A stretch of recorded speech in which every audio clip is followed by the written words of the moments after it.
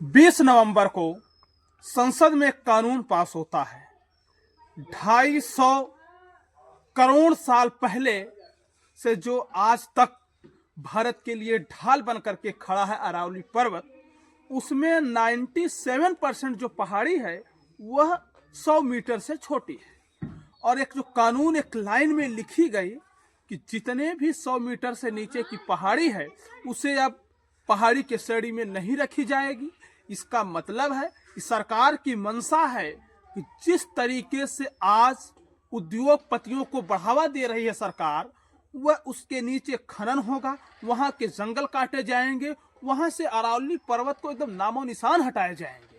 कम से कम एक बार भूगोल पर नजर दौड़ाओ, भारत के इतिहास पर नजर दौड़ाओ, तो आप देखेंगे कि जो आपका अरावली पर्वत है उसके उधर जो मरुस्थल है वह कभी आपके दिल्ली की तरफ नहीं बढ़ पाया। जिस दिन ये पर्वत काट दिए जाएंगे उस तरफ अजमेर, जयपुर, आपका ऐसे शहर पूरी तरीके से यहाँ तक कि दिल्ली पूरा का पूरा मरुस्थलीय क्षेत्र हो जाएगा। और उसका भाग हिमालय पर जब जाएगा तो हिमालय बर्फ को, जो हिमालय का जो बर्फ है वो वहां के रेत को सोखेगा और जिससे ग्लेशियर पिघलेगी, बाढ़ आएगा और पूरी तरीके से जलवायु नष्ट हो जाएगा।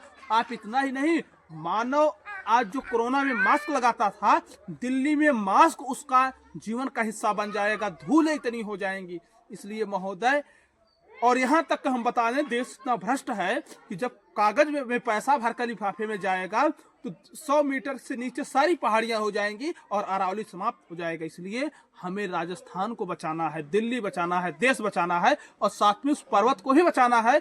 इसलिए हम सभी भूगोलवेत्ता से ही नहीं बल्कि हम अपने सभी राजस्थान दिल्ली वासियों से आग्रह करते हैं कि इसका पुरजोर विरोध कीजिए, कानून वापस हो। धन्यवाद। और मोदी सरकार भी इस बात को ध्यान दे कि आप जिस पर चर्चा कर रहे हैं विकास जरूरी है लेकिन विनाश होना तय है। धन्यवाद।